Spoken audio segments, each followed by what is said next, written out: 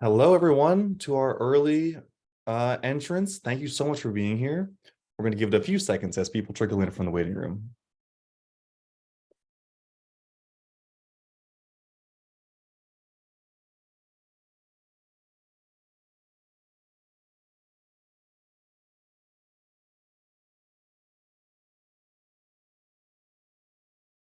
Alrighty, well, as folks continue to join, thank you, welcome, thank you for being here, and I'm glad that you're choosing to spend part of your Wednesday here with us.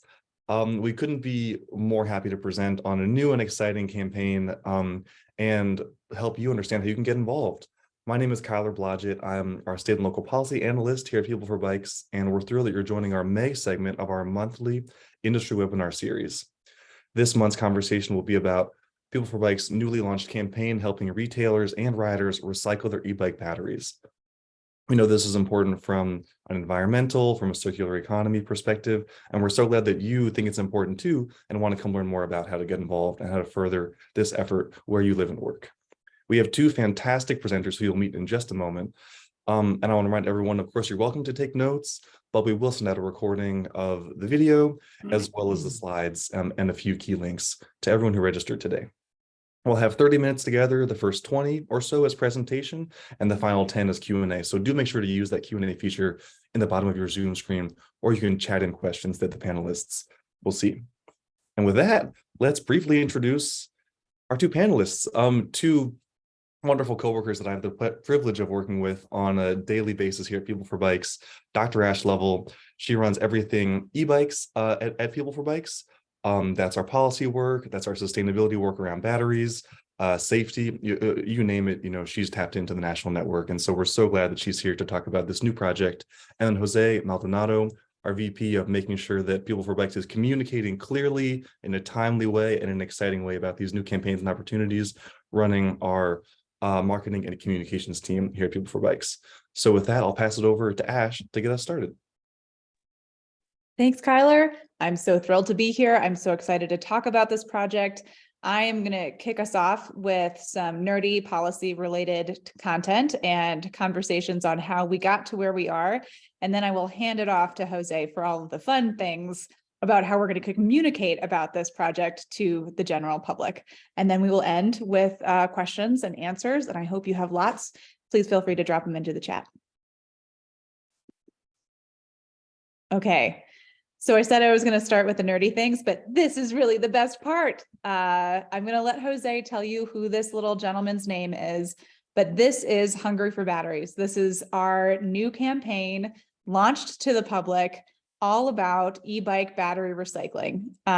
You may or may not know this, but e-bike batteries are not necessarily the most public-friendly thing. They're kind of nerdy. If you care a lot about sustainability, or you care a lot about safety, or you care a lot about e-bikes, you might have thought about an e-bike battery, but I think a lot of people haven't. So we needed a really great little person to help us carry this message. And again, I'll let Jose really talk about this message, but welcome to Hungry for Batteries. Okay, so as Kyler said, I am the electric bicycle policy and campaign director for People4Bikes, which means I get to do all of the wonderful work at the federal, state, and local level on e-bike policies, e-bike campaigns, e-bike communications. It's a wonderful job, and I am never bored. And we know that e-bikes are going to continue to grow. So industry analysts estimate that more than 12 million electric bicycles will be sold in the US between 2020 and 2030. This is a massive opportunity, not just for the bicycle industry, but also for climate action, for health, for lots of other things. But it's also a bit of a challenge because we know that with all these e-bikes being sold in the future and e-bikes that have been sold in the past, we needed to figure out what were we going to do to sustainably and safely manage the lithium-ion batteries that help power these e-bikes. So this is looking backwards, e-bike sales 2018 through 2022. This is one of the fastest, if not the fastest growing segment of the market. If you haven't ridden an e-bike yet, let me just strongly recommend it. There's a thing called an e-bike smile. you feel like a superhuman, and it's amazing. So we're not surprised that these sales have gone up and up and up over the last few years. The pandemic helped. We've seen a huge rise in interest and in riding during the pandemic, and those trends are continuing. We're continuing to see people getting out and riding. We know that e-bikes make it easier for people to keep riding. We know that there are different types of people that are riding e-bikes that might not have been as interested in traditional or analog bikes. So we see this as a huge opportunity, this growth curve. And the next slide will show our projected curve moving forward. So again, analysts, 12 million. Honestly, I think that might be a little low in terms of sales for the next 7 years, getting us to 2030. But we really wanted to get out in front of this really wonderful curve that we're seeing and this rise in ridership in general, because e-bikes are bicycles, and we at People4Bikes really want to make sure that we keep people riding, we keep people safe, and we keep people educated on how to best handle their bike and the batteries that are associated with the bike.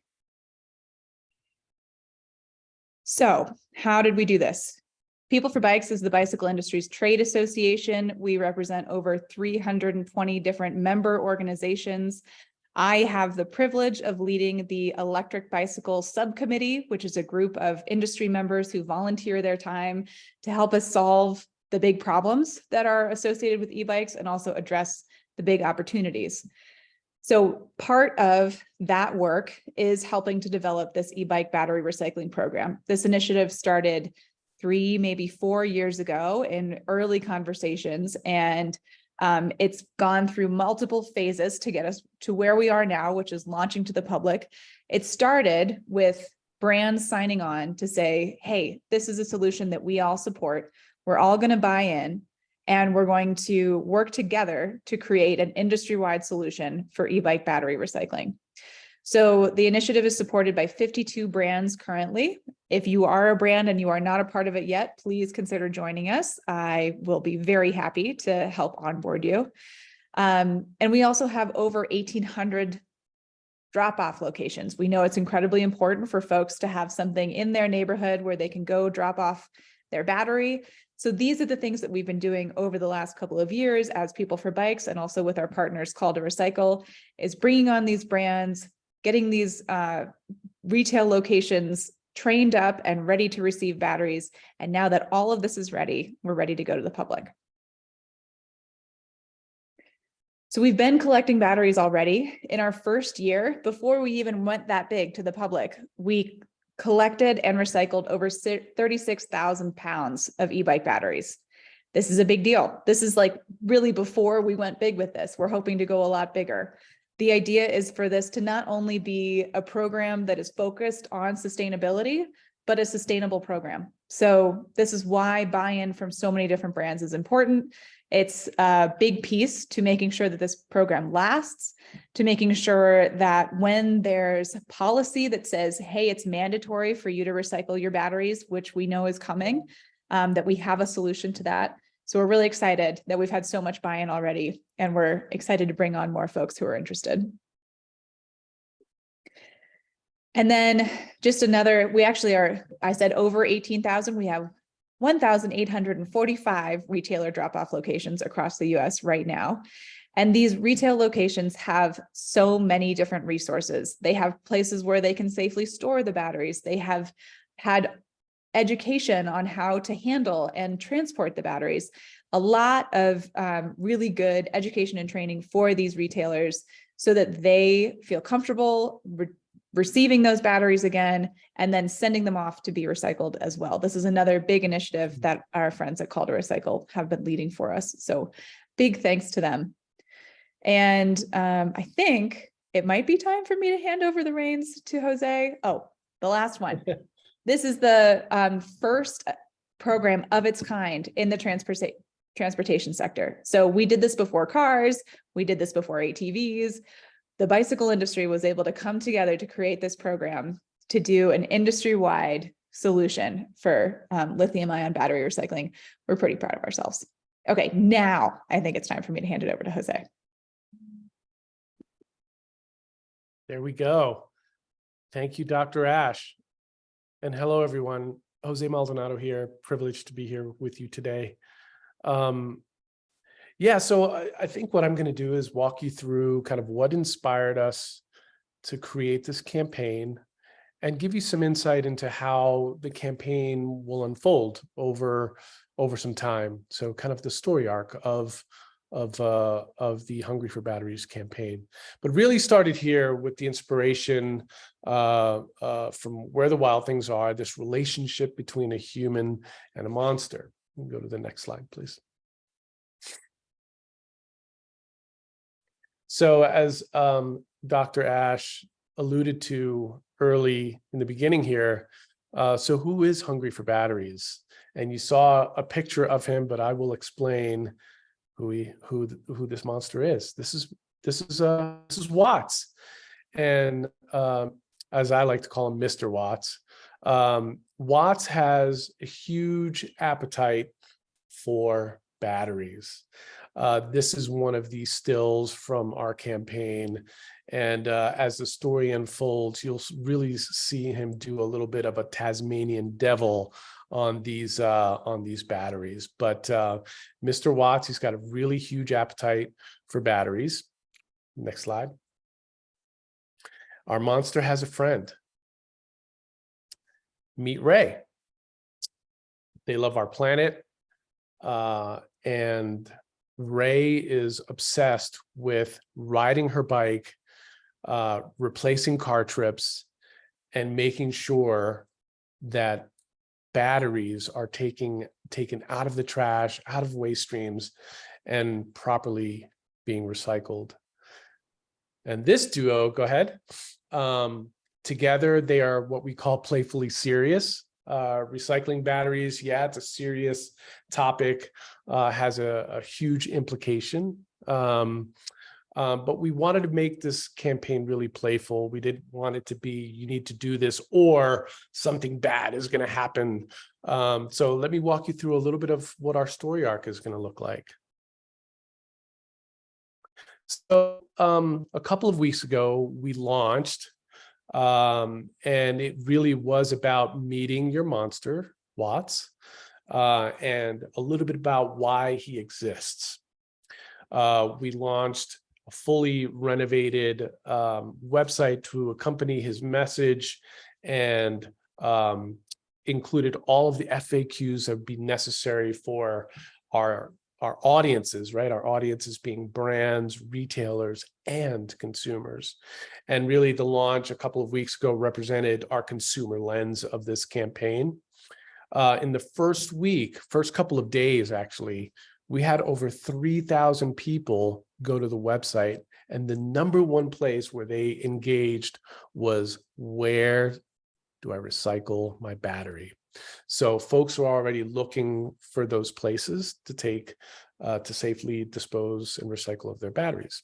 But as we think about our story arc here, the next phase, which will be coming up in a couple of weeks, is this idea of the big problem, easy solution.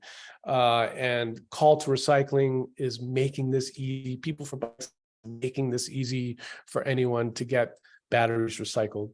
So this is a bit of the story arc. We're going to playfully educate. We're going to talk about this new friendship between Ray and Watts. And then we're going to hammer it again, batteries wanted. And then finishing the year with this idea of collecting for a cause, really coming back to the origin or the genesis of why we're doing this. Cool. Thank you. So let's just go through a little bit of our design application. You can move. Okay, cool. So this is what it would look like on your laptop or on your phone. But essentially, this is what the website looks like today. And it's really obvious what we wanted to make the enemy here, and that is trash or trashing your e-bike batteries. So in order to really kind of hit this home, we needed to pinpoint, as I call it, the enemy in this, and that is trashing your battery. We've got this sticker over top that basically says, no, no, no, no, we want you to recycle. Next slide, please. These are some examples of email and social. Go ahead. And you'll notice our use of blue and green, homage to our friends at Call to Recycling and PFB. Go ahead. And these are some of the social stories that we rolled out a couple of weeks ago. Now, for anyone, and I'm probably getting ahead of myself, but for anyone on this call who is interested in sharing, we do have a toolkit that we're happy to send to you so that you can help support this campaign, which is truly necessary and needed. Go ahead.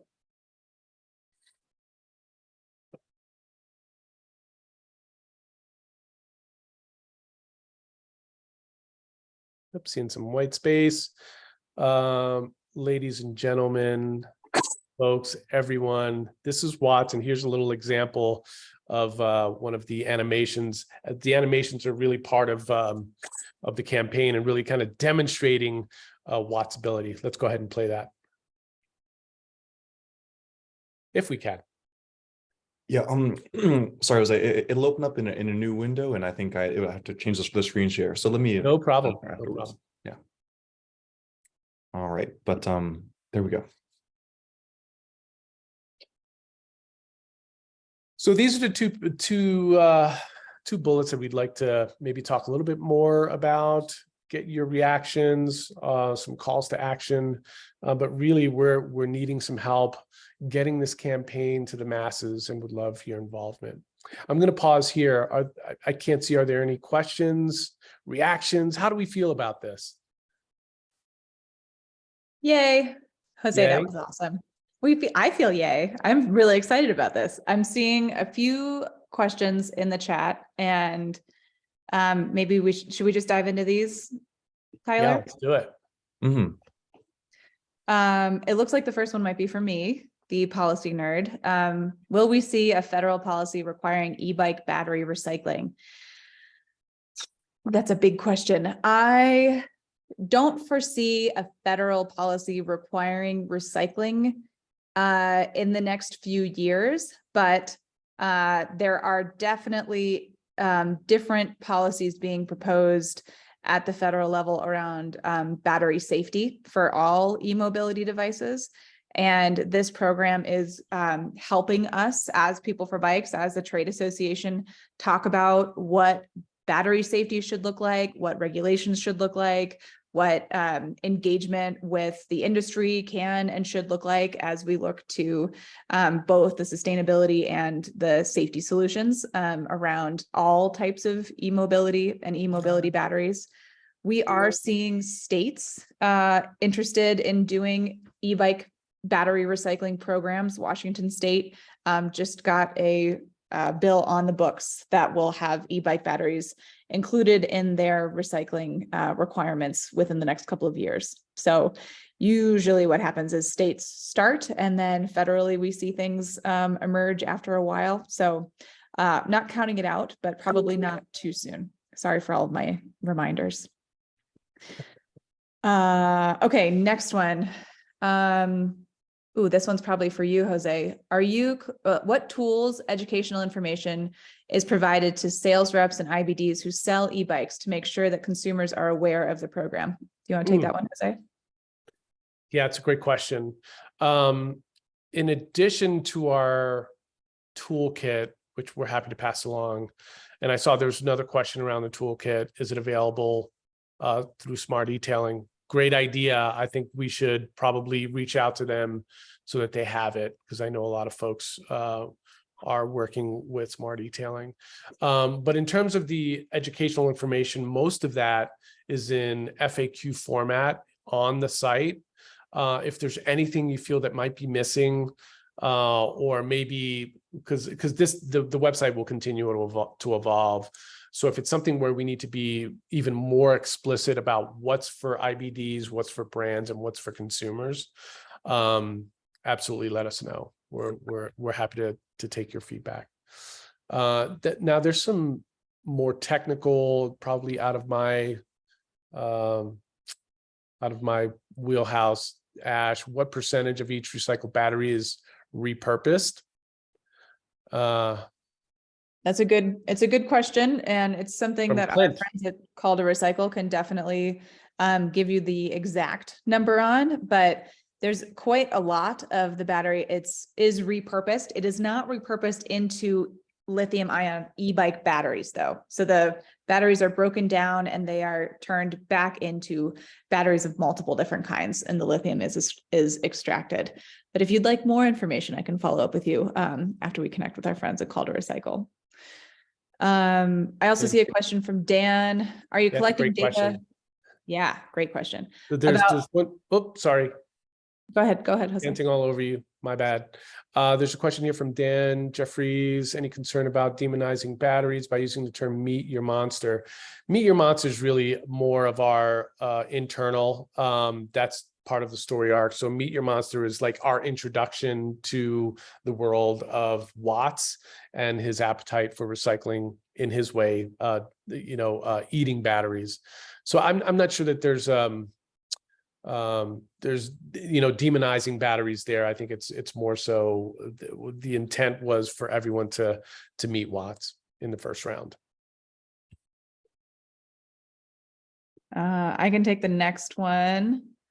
Are you collecting data about the recycled batteries? What have you learned about the 36,000 pounds of batteries collected? Yes, we are collecting data on them. What we know is that most of them come from end-of-life batteries and not damaged or defective batteries. We know that the average lifespan of an e-bike battery is about 5 years. So we're seeing older batteries. This was a big reason why we wanted to do this program now, is because we know that e-bikes have been out and popular for about a decade. So it's a good time. We felt people were probably sitting on batteries. So yeah, we have a good amount of data on what has been turned in so far, and most of them are end-of-life batteries. Awesome. Let's see. I think we talked about how much is repurposed. We've got a question from Joe. How can we have a national program when states are implementing their own policies? Awesome answer. The program is designed to be able to adapt to each of the different statewide policies and bills that become introduced. Call to Recycle has been working on battery recycling of many different kinds for a very long time. They are the experts in this across the country. And the voluntary program that we created with the industry is one that can be easily adapted for a mandatory statewide program that gets instituted through the creation of legislation. And then Philip, what do you tell people that say it all goes to the landfill anyway? So it actually can't go to the landfill because this is hazardous material. So there needed to be a solution anyways. That is the easiest and cleanest and least nerdy answer that I can give you. But if you'd like to reach out separately, I'm happy to give you more information. Awesome. Great. I think that might be all of them. Unless there are and Ash knows that I hopefully people can put in more questions. There was a few that were submitted in advance, and I just want to put your emails up so we can stay in touch with you as we're wrapping up the call. There were some questions around generally the theme of, I live in a smaller community where there's not maybe a brand-owned store or a big box store that's signed on. How can I get a drop-off location close to me? Any thoughts on folks with those types of questions? That's a great question. Jose, do you want me to answer that one? Sure. So there is the option of mailing in your battery directly. This is not something that we're doing at a large scale, but if you don't have a retail location close by, you can reach out to Call to Recycle and they can train you on how to ship the battery yourself. Awesome, thanks. Anyone else? A couple more seconds. If you're typing, type fast. We definitely want your question to be asked for the group. And actually, there was one where those submitted in advance, which may be interesting for folks on the call, just to hear about kind of the conception of this whole program and how retailers or the industry was involved in that. Could you or Jose give any insights there? Mm-hmm. I can first pass, or do you want to go first, Jose? Well, I'll say that this has been over 2 years in the making now. We announced the program roughly 2 years ago. And during that time, there's just been a lot of building consensus, working with our brand suppliers to understand what this program does and the safety, not the safety, but the the more folks that sign on to this program, the more that it actually becomes more unified and easy to navigate. Mhm. Yeah, there was kind of 3 phases to this project. The first is bringing on all of the suppliers who needed to buy into the project and sign on and say, okay, yes, we are going to support this, both in terms of media and communications, but also financially.